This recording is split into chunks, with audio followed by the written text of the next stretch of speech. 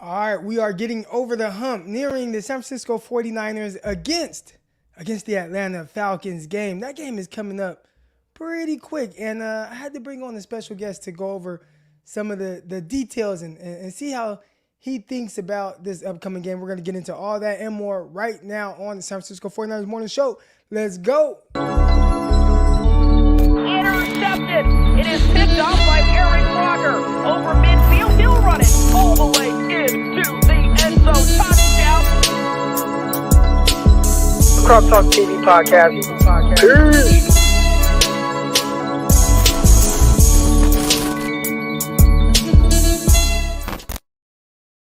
Welcome to another episode of the San Francisco 49ers Morning Show. I'm your host, former NFL and NFL defensive back, Eric Crocker. And of course, as always, I try to tell y'all first thing to do, man, go listen to Locked On 49ers with myself and Brian Peacock. And I think on this podcast, I'm also going to direct you to another podcast, all right? And that is my guy, John Chapman and 49ers Rush podcast, man. Good morning, John. How you doing? Dude, I'm struggling a little bit today. I'm out in Atlanta, and we went with some family members, some cousins, my brother, to the Atlanta Braves playoff game, which was awesome. We had a little bit of a too good time, so today's struggling a little bit, but excited to be on here with you, man. Excited about this week. 49ers got a huge opportunity coming up. Excited to break it down with you. Yeah, huge opportunity, and I don't want to be the Debbie Downer or anything like that. We talked about it a little bit yesterday, but I wanted to get your thoughts and your opinions on this. 49ers have a ton of injuries. So how do you go into a game, and I get it, against a lesser opponent, the Atlanta Falcons. They're dealing with their injury issues and things like that. I think Kyle Pitts, we'll see if he ends up playing. Corder Patterson, we'll see what's going on with him. But everybody's kind of going through it. If you're the 49ers, with everything that you're kind of losing on defense and it's kind of up in the air, we'll see if Nick Bosa plays and whatnot. But how do you still go into this game, one, with confidence, two, try to cover a 5.5 point spread on the road, and three, walk away with the W? I think the 49ers, this isn't new. And it's a blessing and a curse, all the injuries that you've had over the years. I mean, we've been the 49ers have been one of the top 5 most injured teams 5 years straight. And with that, you get a lot more development and snaps for a lot of other players. And so it's not like the guys that are stepping in haven't played very much. Emmanuel Mosley, he was playing lights out. You got Samuel Womack stepping in, who already started several games this year, which I do think Samuel Womack's probably going to be that starting left corner. Do you agree with that one, Croc? I think that's the big question mark right now. And I'm a little confused with how they're doing things. I talked about it the other day. Coming into the game, they had – or after the injury, I think Diamado Lenore ended up sliding kind of outside, and then Womack was playing inside. And Yeah. So I'm a little confused with exactly what their thought process is on that whole thing. But you think it's going to be Womack? I think when the injury first happened, Womack was out there, and whenever there was a couple snaps earlier in the game as well, when Charvarius Ward missed just a couple quick plays, he was in for him as well. And so that's what I think they'll do. But you're right. Like, I remember I was watching film and I was like, what is happening? Like, everybody, like, they just switched roles all of a sudden and then switched right back. Like, it was, I don't know. It was interesting. But I think it should be Womack. He should get first crack. I'm sure we're going to see some Ambry Thomas as well. But Ambry Thomas didn't come in and get serious snaps until they pulled almost all the starters in that game. So I think Womack gets first crack at it. I hope that's what happens. I really think his upside, it's starting to show, and he's got something to prove. He lost out on that slot role. Demo took it away, so I'm hoping he comes out fired, ready to go, because he's such an impact player. We've seen it on special teams since he's lost his job, but we'll see. There's a lot of guys in there that can step in. We're talking a little bit about the defense right now, but and that's kind of been the high point of the team. When you look at them week in, week out, they go out there, they do their thing, arguably the best defense in the NFL. And I say arguably because I think we hear that. I think we see some of the stats, and they're first in a lot of categories. But you look around the league, there's some other teams that are playing well, and the Dallas Cowboys, one team that comes up as far as defensively. And I was actually on Jason Aponte's podcast yesterday evening before the Yankee game came on, and there was this question that came up, and the question was kind of, pertaining to Nick Bosa and Micah Parsons. And I think when you're a 49er fan and you cover the 49ers and you see everything Nick Bosa does and how excellent he is, it's like, oh, this is by far the better player. But when you actually sit and watch Micah Parsons, I think it might be a little closer than people think. So just kind of comparing those two players who do similar things but are also a little different. What are your thoughts on that on that comparison? I think just because they play the same position, it's easy to like lump them together. They're completely different styles. They're not even close to the same. They don't win the same ways.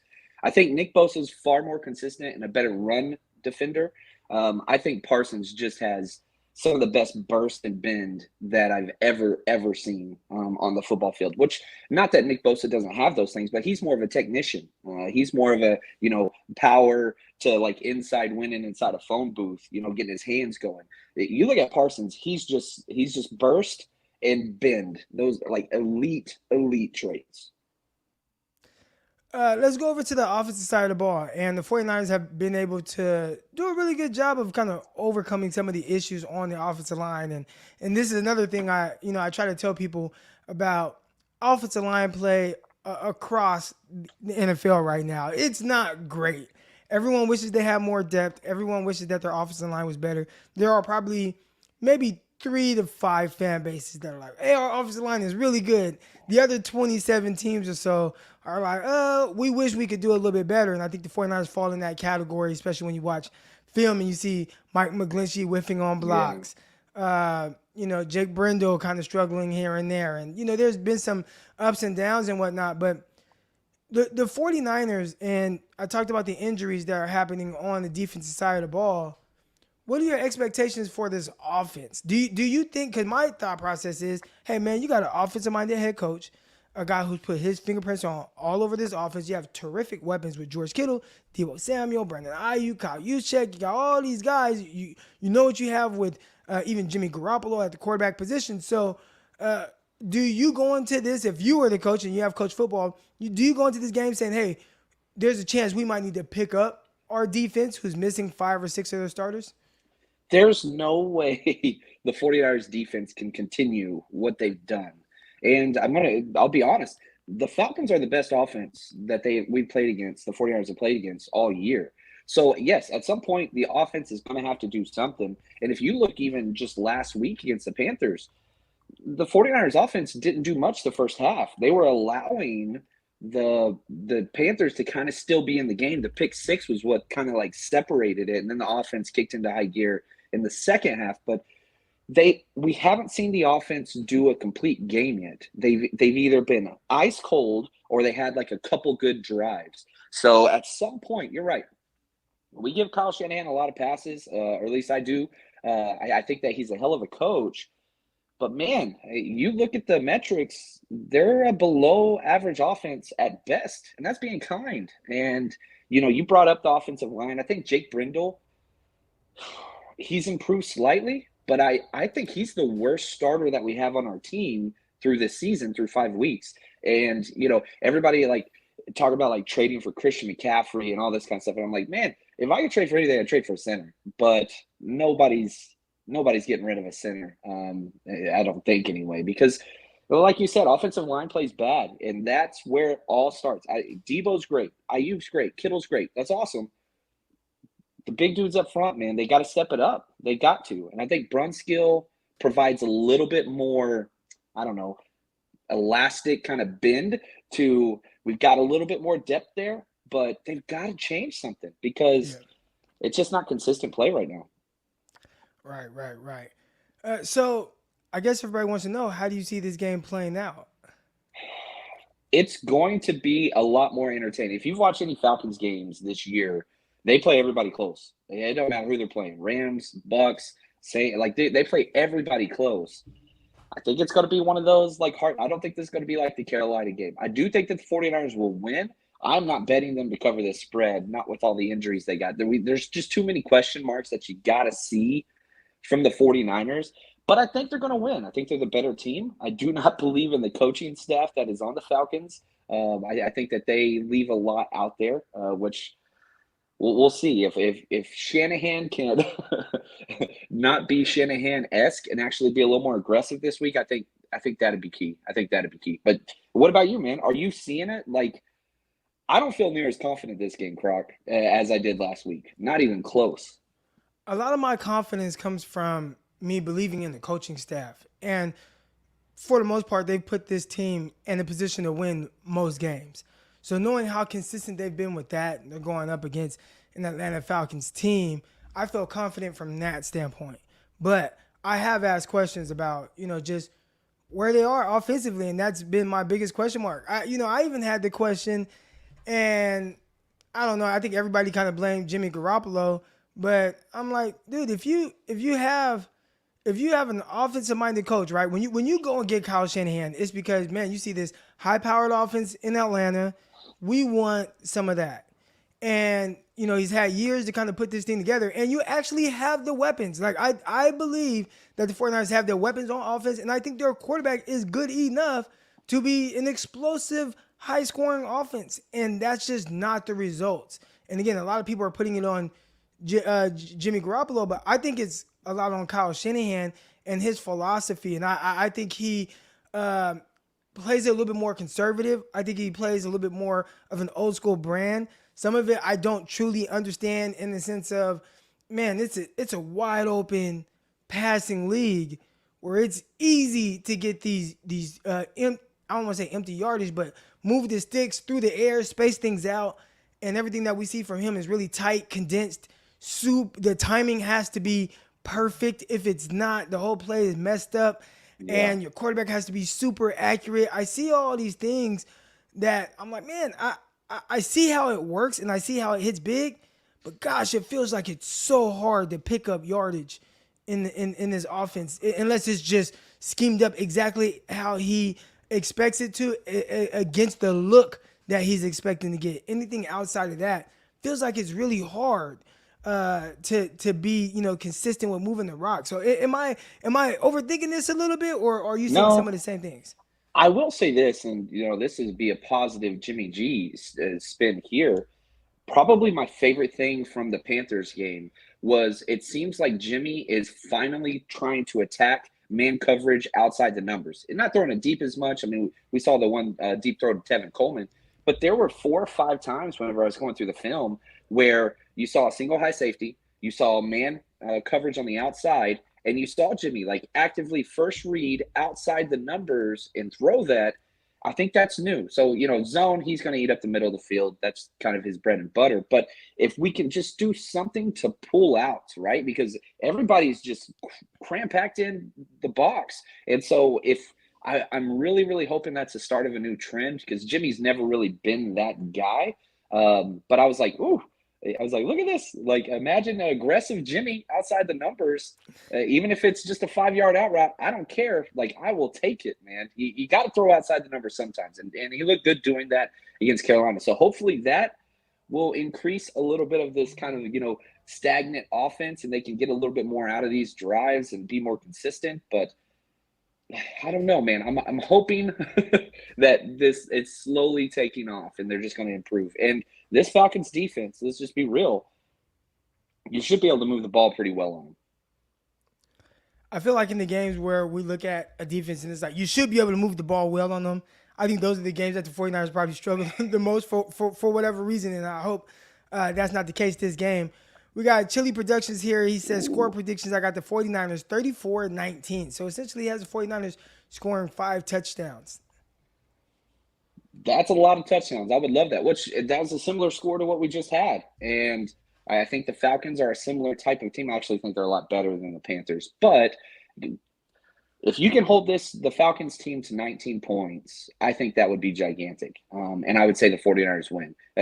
I say it all the time on my show. It's a race to 20 with the 49ers this year. Like, whoever gets to 20 first wins. Like, if you can get that many points, you're going to win. And I don't know. If Niners put up 34, man, they're going to control this game. Are there any players or anything that has surprised you so far early on in the season? They've played pretty much a quarter of football, and there has been ups and downs and obviously a bunch of injuries, including one to Trey Lance. But has there been anything throughout this time that you're like, you know what, I'm surprised by this? Probably, and again, last week's a little bit of an anomaly, but I would have said the consistency of Aaron Banks at left guard. Like, Lakin was a mainstay with the 49ers. He played every freaking snap. He never missed one. And so you let him walk, you get the comp pick, you redshirt Aaron Banks, and oh my gosh, that, like, I get the instant reaction of not playing a second round pick at all the entire year and how much the term bust and oh my gosh, we can't draft and all that stuff was thrown around. He's been incredible. He has been incredible. Now, has he been as good as Lakin? No. But I think Lakin's probably a top 10 offensive guard. But in his first season, we've only seen 5 games so far. And again, Carolina was his worst effort, but still not bad. He's been the most consistent offensive lineman we have, not named Trent Williams, and Trent Williams has been injured. So how much of his poor play this last game was because he wasn't next to Silverback? That could be a lot of it because they work together in tandem. But Aaron Banks, the consistency, that's huge. And, of course, you got to talk about Talanoa Hufanga, right? I mean, he's playing all-pro ball. Where were you, Croc? I'm curious. Because this offseason, a lot of people were saying, man, Huff's a liability in coverage. Is this a shock to you, how good he's played? I think it has to be a shock to the extent, right? There were some things that, we were able to identify with him coming out of USC, and he had a motor. He had a knack for making plays and being around the ball. The question for me is, will he be a step slow? Because that was some of the things that I saw at USC. So it was like, half a step from making this tackle. Yeah. Half a step from, being able to shed this block. Half a step in coverage. It just kept being like a half a step. He goes out there. He runs a 4.61. Now, 4.61 is not slow. But my worry was this is a guy that was playing around 215 at USC. People were like, okay, that's a decent size safety. And he slimmed down to around 200 pounds to run his 40-yard dash. So I didn't know, hey, is this a true 4.61? Yeah. Or is he going to become that half a step slow guy once he adds some weight back to him? And I think what we've seen so far, I think a lot of people, they overcompensate their thoughts on him for one play, right? It's like, oh man, Christian Kirk beat him in this Arizona game. He is a liability in coverage. I'd say outside of that one play, that could have been anybody, right? I mean, I've seen Jimmy Ward be beat vertically by Cooper Kupp, who he's more, Jimmy Ward's more athletic than Cooper Kupp, but he got beat vertically by him. I thought a lot of people paid too much attention to that as opposed to what Hufanga's overall game was, which I thought he played well for the 49ers, and I didn't quite see a liability. I was curious to see, what is his upside? Because he's not the most athletic guy. Like, even at 4.61, you're not in the, Derwin James, Minkah Fitzpatrick, and a lot of these safeties are coming out now. Even guys like Juan Thornhill, guys who do a lot of different things. They're able to play in space and cover. Is that ever going to be Hufanga? And I had questions about it, but I didn't knock him. I think there were a lot of people like, oh, you can't go into it with him. It was just, oh man, you got the opportunity to get a guy like Nick Cross. And do you pass on Nick Cross, who you can get late in the third, for keeping Hufanga, who maybe the ceiling isn't as high? And I think the biggest surprise is to the extent in which that half a step behind he was at USC, he's been half a step faster to the punch, whether it's just him seeing the field, everything moving in slow motion, right? Like I tell people all the time, I can go out there and play in a high school football game, maybe even a college game, because, the game is slower for me. So even at my 35-year-old age, and I'm not nearly as athletic as I was early on, I can see things happening before it happens. I can see concepts, how they play out. Well, if Hufanga is seeing the game in slow motion now, then the 4.61 isn't going to matter at all because he's playing so fast mentally. And that helped Richard Sherman a lot throughout his career and is definitely helping Hufanga right now. So I definitely didn't write him off. I figured that when they were like, we're just not addressing the safety position, I'm like, they see something in him that they really like. Like, that's the only explanation for it. I think another thing, too, I talked about center and how I just really dislike the center play, and I wish Brunskill would take some of those snaps. But they just do not invest heavily, at least in the draft, in the safety or the center positions. I don't understand it. I will say this. They did pick up, Tyshawn Gibson, who's been so freaking good. He I think was so he's the good at that. highest graded safety in the league right now. I Yes, think Hufunga's so like fifth, consistent. and Gibson's like second or first. I just saw according to PFF. Yeah. And so you just got him off the street. Like he was just out there. Yeah, And he's so good that you put Jimmy Ward was playing 4-3 linebacker for even though it was one play before the right. broken hand. But I can't believe that. I think they're just going to keep it that way till Aziz comes back. You know, I think Jimmy Ward will still play with his broken hand. I hope he brings the club out. And I think they're going to put him at linebacker and have him do that nickel role. We only saw it from one play, but I was like, "Ooh, this is going to be fun." We got Chili Productions here with another contribution. Appreciate it. He says, "Who steps up this game?" He got Ambry Thomas, and if things go according to how you think, and probably me as well, I don't think Ambry Thomas will get the first crack at it at Correct. cornerback. But are you seeing kind of the same thing? And if so, who do you think is going to be the guy who steps up this game? Man, I really want to see Drake Jackson prove his worth. I think Charles Omenihu probably going to get the bulk of those defensive end snaps that Bosa is going to be missing probably. But Drake Jackson, man, Omenahu's been playing a lot inside too, and we've got two defensive tackles out. So if Omenahu's going to play a lot of snaps, but I want to see Drake Jackson. This is his opportunity to kind of put his stamp on the rookie season and prove, you know what, which I think he's been worth it so far. His consistency isn't there, though. There are a lot of negative plays with Drake Jackson where he gets washed in down too much on down blocks. I've seen him lose contain a few times. You go back to that Russell Wilson whenever he scrambled for Denver on their like big play. It was just like, oh, man, stay outside, Drake. So the consistency, it's going to happen with rookies, but it's time. Come on, man. This is week 6. Let's go. And so I really want to see 95 out there make some big plays. Yeah, I hope the guy to step up is Brandon Aiyuk, and I don't even think it's to his own fault. I just think Nope. the targets aren't there. I don't think the creativity with doing things specifically for him is not there. I compared it kind of to the game I just watched, the Raiders and the Chiefs, and I thought the usage of Devontae Adams is crazy. Like for them to not move him around, they're kind of using him as kind of this stationary guy, kind of more of an X receiver, where wherever we line you up, like that's where you stay, and then you just run your routes from there. And when you watch him in Green Bay and everything they did to get the ball in his hands and utilize him at all levels, which is crazy. I'm talking about this, but he had like 150 yards. But he had on like He only had 3 catches. Yeah. and very minimal targets. So you watch him in Green Bay and they line him up on the left side, motion him this way to the right, and then bring him back, and then boom, there's a pick play. You get him the ball in space. He's catching and running.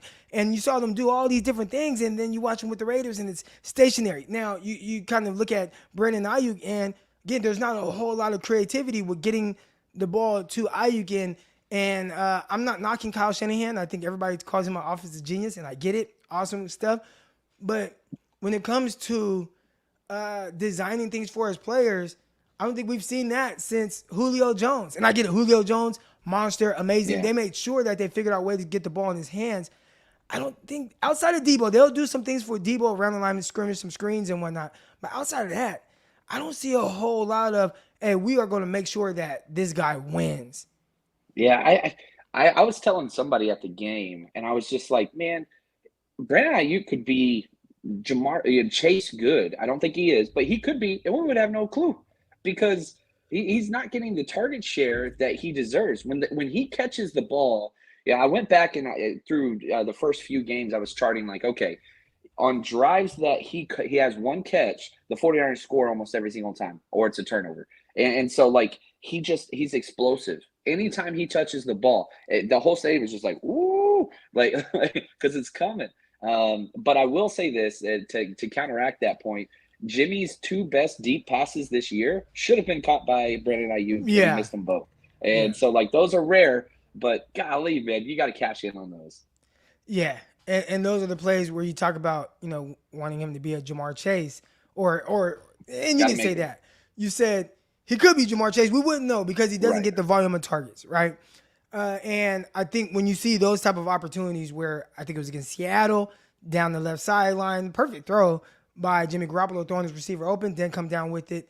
under pressure against Carolina Panthers, down the left sideline, throwing them open, then come down with it. Maybe there's something about that left sideline down the field that they're just not connecting. Maybe Brandon Aiyuk turning. And again, the ball was, it was like a back shoulder, so he kind of turned, dove for the ball. Like, he just didn't get it. And you want to see him, hey, man, we need you to make those plays. And that's the difference between, the big dogs who continue to get those opportunities and maybe where Brandon Aiyuk is right now. But John, I think he could be a big dog. I think he could be the big dog, though. I don't know. We'll see. Sorry about that. Well, you've been very gracious with your time, and I want you to I want to give you the chance. We got people in here. Okay, got a little over around 250 people in here right now. Hit the like button, hit the subscribe button. But we got something I'm going to be at this weekend, Saturday evening, man. What is that about?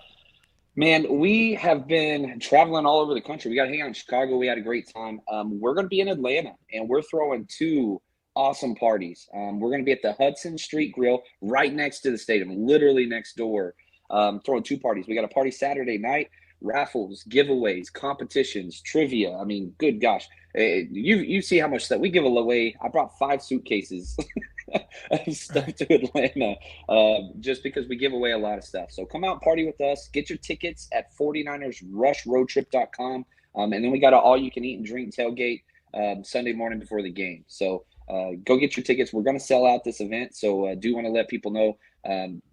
Do not wait to get tickets because we only have so much capacity. So 49ersrushroadtrip.com. And we go to every road game. So every single road game, we travel, we throw parties, we have a good time. So hopefully you guys can come out.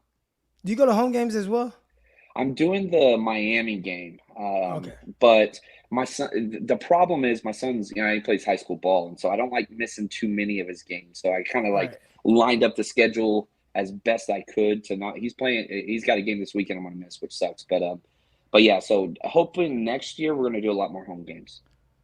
All right, we got Peter here. He says, "Is that the official 49ers invasion party?" I'll answer that. It is not.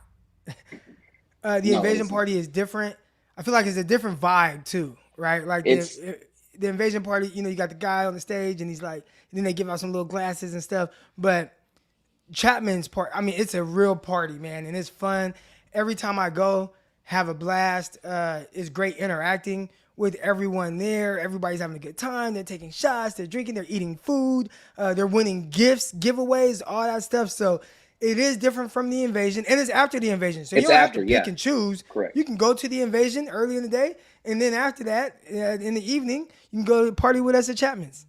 There we go. And yeah, shout out to Nick Clark with the 49ers. He does a hell of a job. And it's just a different vibe. It's just completely different.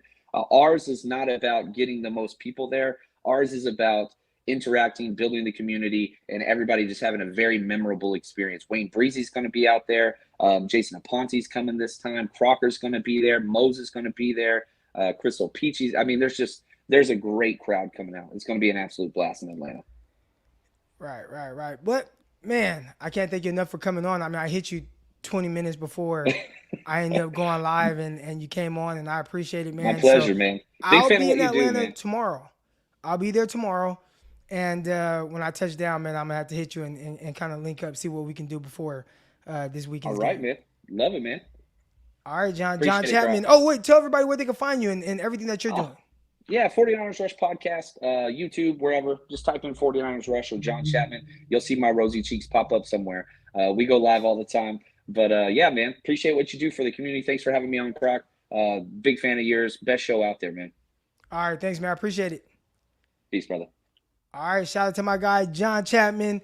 Gracious with his time. Again, came on last minute. I hit him literally 20 minutes before we went live, 30 minutes before we went live, and he came through and did not disappoint. Great stuff. Can't wait to go kick it with him this weekend.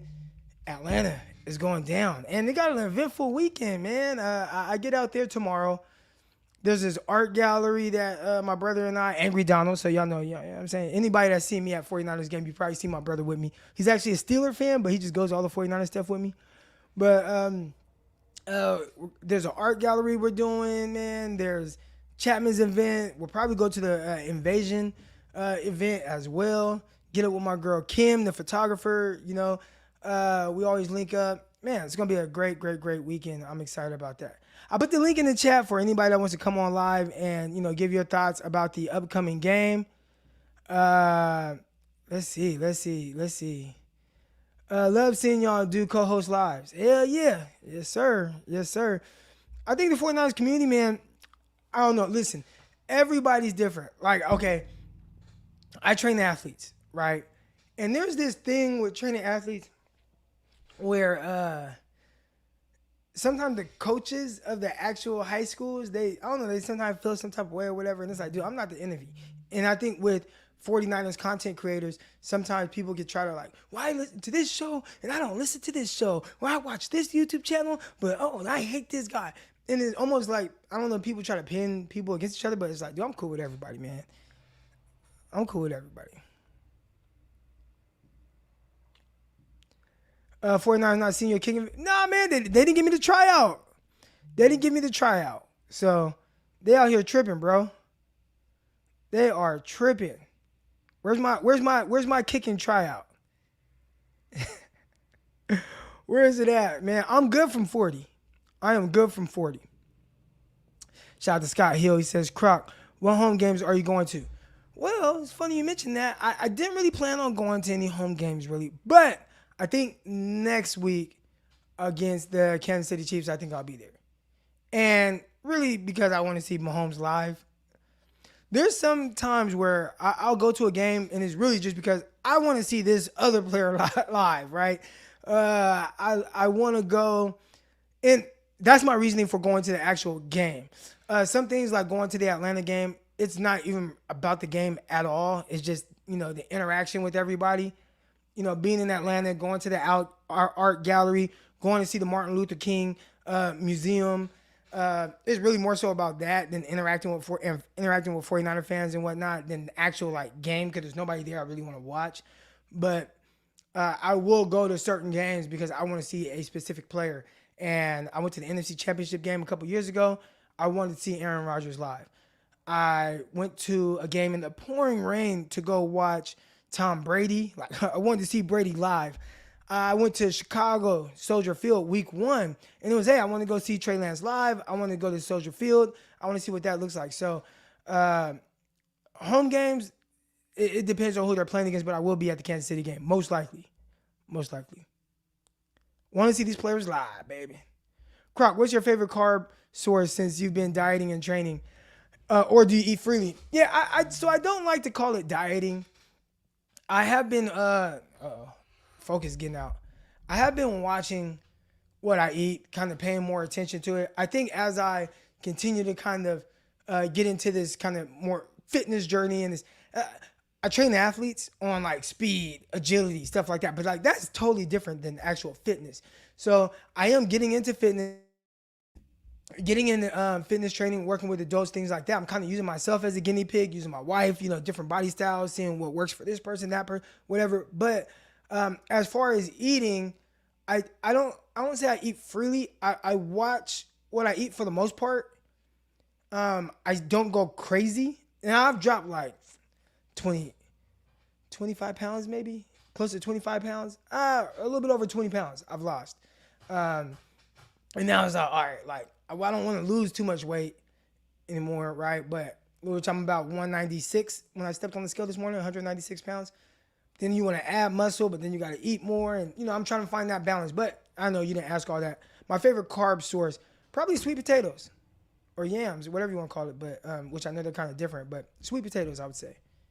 I would say sweet potatoes. I love those. I ate them last night for dinner. I had chicken, the potatoes, and a salad with a tiny bit of dressing, a splash of dressing.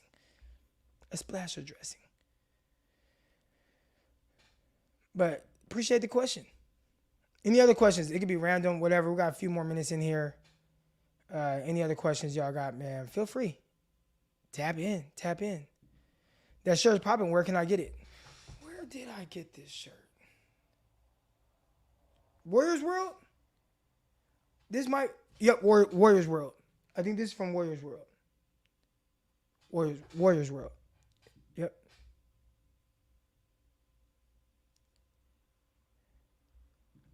Come train the Nick Diaz Academy next time you're in Stockton. Well, I'll be in Stockton next weekend. Uh, I have not hit up Diaz. I don't know them like that. And it was just crazy because I mean we're both from the north side. The age gap isn't too different. Went to the same high school. Went to Tokay High School, but that's not somebody I've really kicked it with like that. I see him with my guys though. Vince Carter out there, CrossFit 209. I see Diaz in there a couple times over the last couple weeks and whatnot. But I don't know the Diaz brothers, which again we're from like the same, right there north side, like on the other side of West Lane. probably grew up within a quarter mile of each other. Yeah. Oh, bro, this is easy. Come on, man. Flats. Give me the flats. What? I know people like drums because, they might have a little bit more meat on the bone, but give me flats, bro. I love me some flats. I hate how they charge you more for, like, if you want to pick a specific one. You want all flats, go charge you extra $3. What? Bitch. Favorite pizza in Stockton. Okay, you guys come up with the questions right now. Favorite pizza in Stockton. Probably Eddie's Pizza. Probably Eddie's Pizza. I don't even think it's a probably. It's Eddie's Pizza.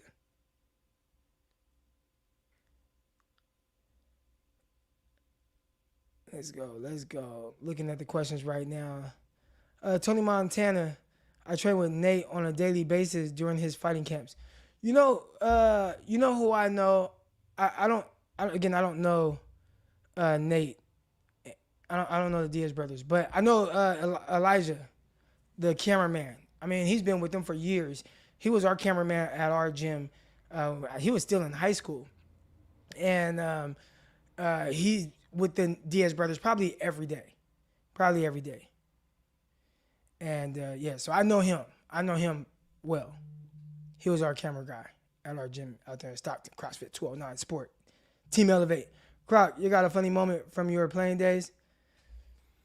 Funny moment. I don't know. I don't know if I would say funny moment. Typically, the funny stuff happens like it's stuff that's hard to explain and you had to be there for it to be funny. I would say that. So as far as something just like everybody in here would think was funny, outside of, I've told some Rex Ryan stories, but outside of like stuff like that, I would say, I don't know, some of the things that like I think are funny, like I look back on and I laugh. Really, matter of fact, most of the stuff wasn't even something that had to do with the actual football field. It was more so of just like a crazy night or, like wild night, wild thing, like that stuff. You see I'm smiling right now because I'm thinking about all that. So I think those were the funnier times. And I think that's why a lot of people, when they talk about stepping away from the game, they miss the, like the locker room, like the hanging out with the guys. Like that's what people miss the most. I had some great times. That's why, like, dude, if I was to die tomorrow, like, dude, I lived a great life. No complaints. It's like I lived like several different lives. And like hella cool stuff. Got to see a lot. I am taking calls, man. Here's the link right here. Feel free to pop in, man. We're just answering questions right now and whatnot, but whatever you got, we can get back to the 49ers.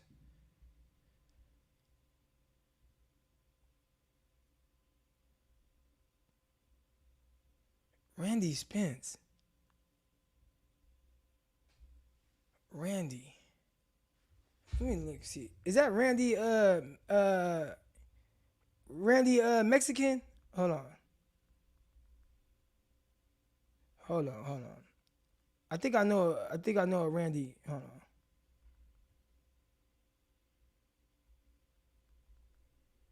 Let's see if I can find a Randy Spence.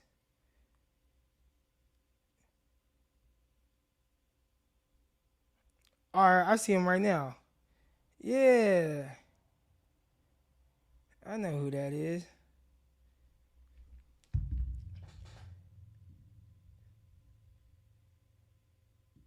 Are you going to rock the Vans this weekend? Come on, man. You know how I stay rocking the Vans. Come on, man. Come on, man. What kind of question is that? Your starting team. You had to choose between Trent Williams or Nick Bosa. Oh, you are starting a team. You have to choose between Trent Williams and Nick Bosa. I go Nick Bosa. I think that's a great. I think Nick Bosa one just because of the age gap, right? But yeah, Nick Bosa. I think he's a great foundational piece on the defensive side of the ball. The impact that he is able to make on every single play, right? You can have a trash defensive line, but when you have Nick Bosa, he just makes everybody better. As opposed to having a trash O-line, then having Trent Williams. Trent Williams ain't making everybody better. He is great, and he's gonna protect your quarterback blind side.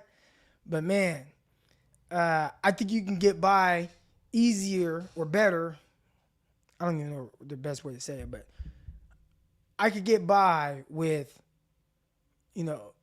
5 average offensive linemen and nobody special, as opposed to 5 average defensive linemen and nobody special. Like, I need that special defensive lineman. Yo, Croc, why you changed the time for the morning show? I miss talking 49 football early in the morning. So, as y'all know, I have my gym, right? And my wife and I, our schedules kept, like, missing each other. So we could never sit and talk about Raul Santana. We could never sit and talk about our business or anything else that's going on that needs to be done because we just kept missing each other. So that's why I moved the time back.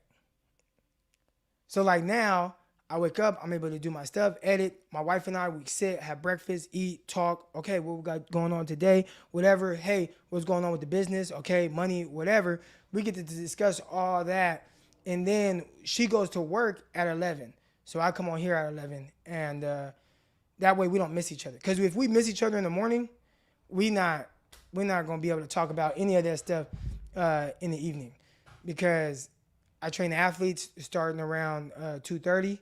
All right, 3:30, sometimes earlier, and I don't get done. Like I got athletes from 3:30 to 4:15. I got an athlete at 4:15 to 5 on a private session. I got a private session from 5 to 6, and then at 6 I got Locked On 49ers. And then at 7 I have Locked On NFL Draft, and we're recording 2 shows. So then I have Locked On Draft at 7, 7:30. I'll be done somewhere around 8. Then I have to edit the podcast, and I got to pack and make sure that I'm ready to go for Atlanta tomorrow. So it's like my evenings, it starts to get like clogged up if we don't have those conversations in the morning. So that's why I moved the morning show time. Yeah. Here's a question right here. Croc, 2012 defense put the fear of God in the running back and wide receiver 2012 all day. You know what, man? That's a good one right there. Because there have been that discussion like, hey, man, which defense is better? Even if you say the best version of 2021, 2012, man, I mean, it's just the front was so great. The front was so great. So great that, that front was just too great. With Justin Smith, Alden Smith, Navarro Bowman, Patrick Willis. I mean, just that alone. And then the other guys were good. Ahmad Brooks was good. Now, Ahmad Brooks was good for a false start or line up off sides, right? Bonehead penalty. He was kind of the Dre Greenlaw of the team, but he was good, all right? Super chat here. You going to the KC game to watch Jackson Mahomes? Nobody likes Jackson Mahomes, huh? I mean, he's annoying to me. But I'm around a lot of kids because I train, and there are a lot of kids that are like him. So I've kind of become numb to the Jackson Mahomes of the world.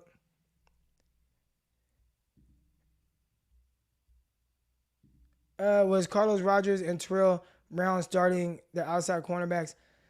I think by 2012, Rogers might have still been starting the outside, but then they did slide him into the nickel. They started him. I mean, I think they might have been putting him in the nickel right away because he was guarding Victor Cruz. Victor Cruz ate him up, but out of the slot, 2011 NFC Championship.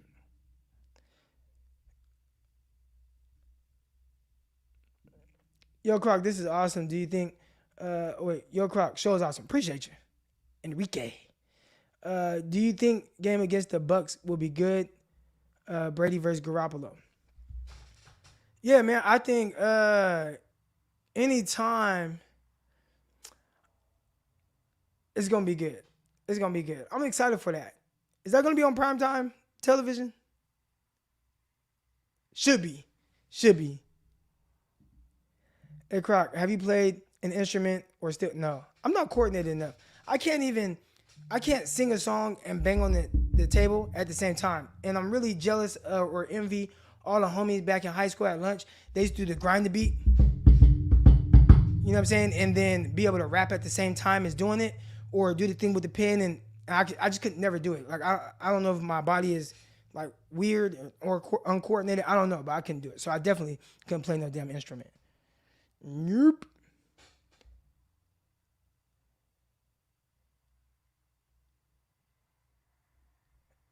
Yeah.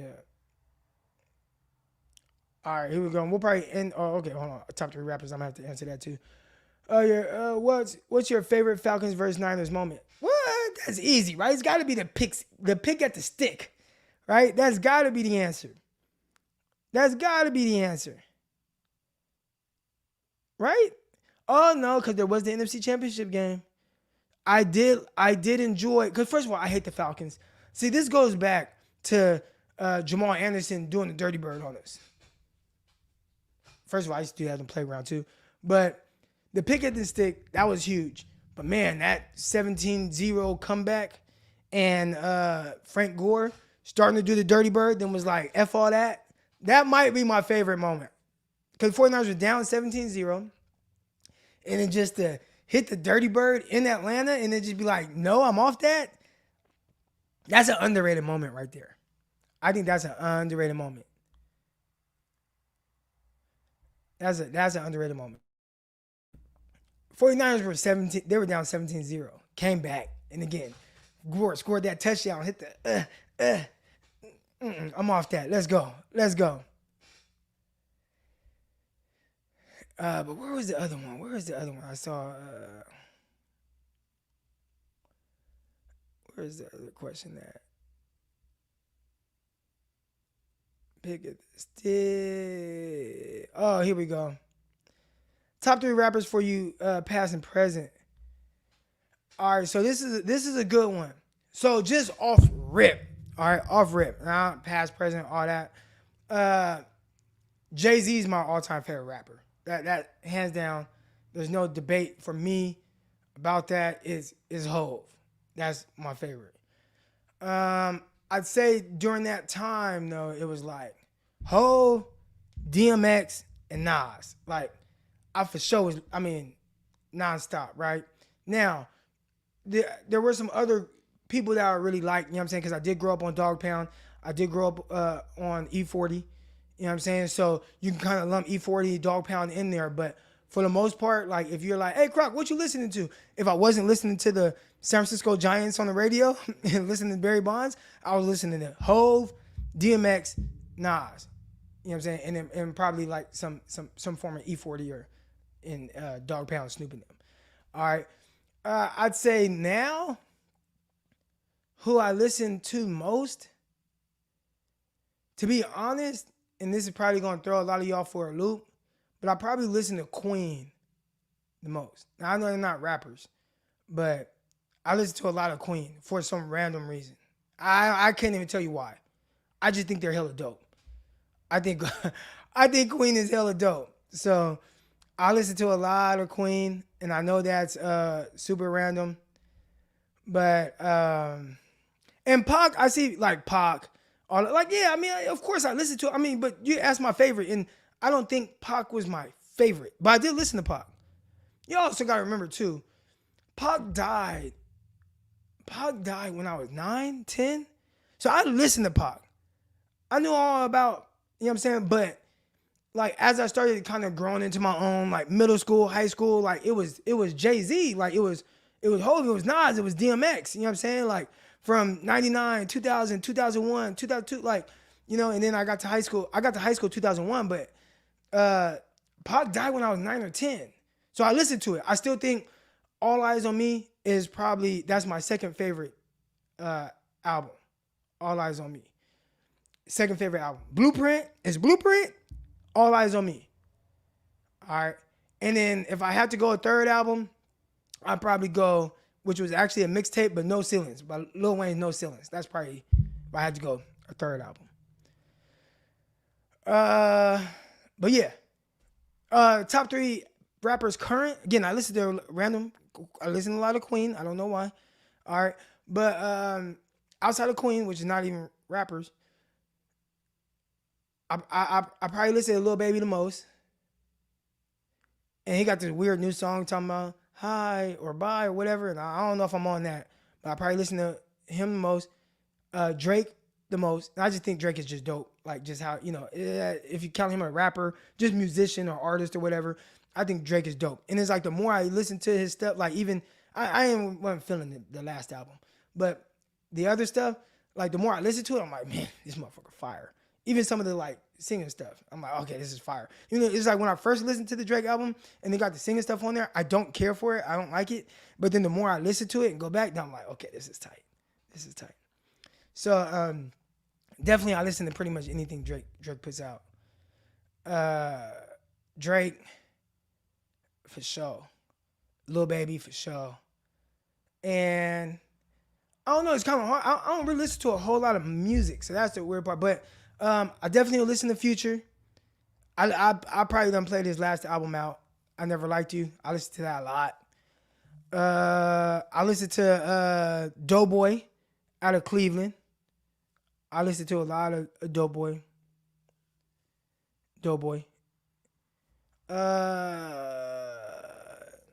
I'll sprinkle in some Yo Gotti. I mean, not Yo Gotti, Moneybagg Yo. You know what I'm saying? But, yeah. All right, here we go. Got my dog Digo in the chat. Let's go. You know what I'm saying? Sac State's finest. Seaside's finest. Hey, Croc, the beat between Ramsey and Debo is comedy. It is. And it's funny because it's hard for me to not like Ramsey. Because I listen to Ramsey talk outside of anything that has to do with the 49ers. So when you listen to that version of Ramsey, it's like, I love the way he thinks. I love his mindset. And it's like, man, I wish I could play like Ramsey. He's a dog. But he definitely shows a lot of respect to Debo Samuel. But Debo, what is it? That shit was funny, bro. That shit was funny. That was funny. All right, here we go. We got San Francisco Bay drummer. Good morning, man. How you doing? What's up, man? Good morning. I wasn't gonna call in, but like when you start talking about the Atlanta and 49ers memories, I was at the last game at Candlestick at the Pick of the Stick. Oh my God, it was so lit that night. And then not knowing this was gonna be like one of the last times I saw Kaepernick, get a touchdown for the 49ers too. I still got that in my phone to this day. And that's like legendary to me, man. Like, and then like 2 plays before Bowman made that pick, like I was recording like different plays on the defense and I missed it because I put my phone back down. Like, man, I was like, man, I wish I had that in my phone. But I recorded it on my Direct TV back in Houston. So like I was able to watch the game over and over. But it was like so live going to that game. I haven't been to Levi's yet because I do live in Houston. So I try to catch the Niners when they come out here.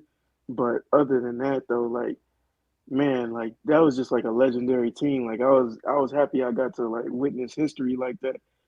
But I just wish that we could have got that Super Bowl that year, but things happen. Yeah, But hell yeah. Now I feel you. Now that was a legendary moment though. I remember where I was watching it, jumping up and down, because that was a big play.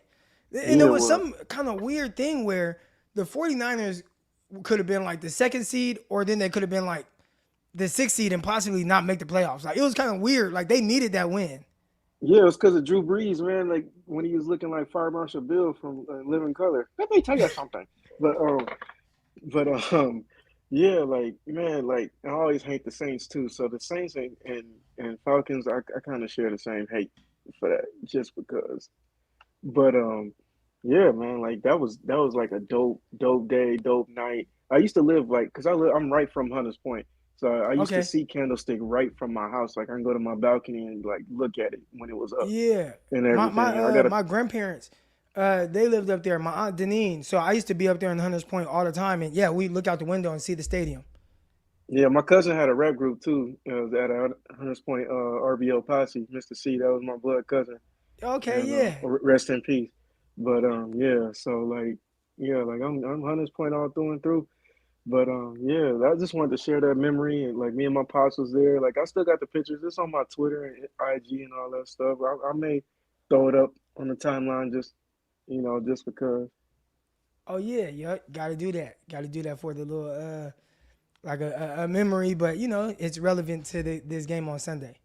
Yeah, for sure. All right, let's get this win. Peace. All right, man. Have a good one, bro. All right, you too. All right.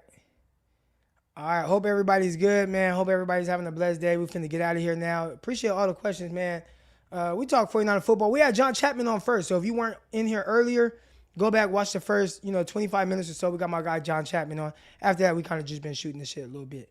But I do appreciate everybody coming in here, rapping with me, and kind of being some form of therapy to somebody.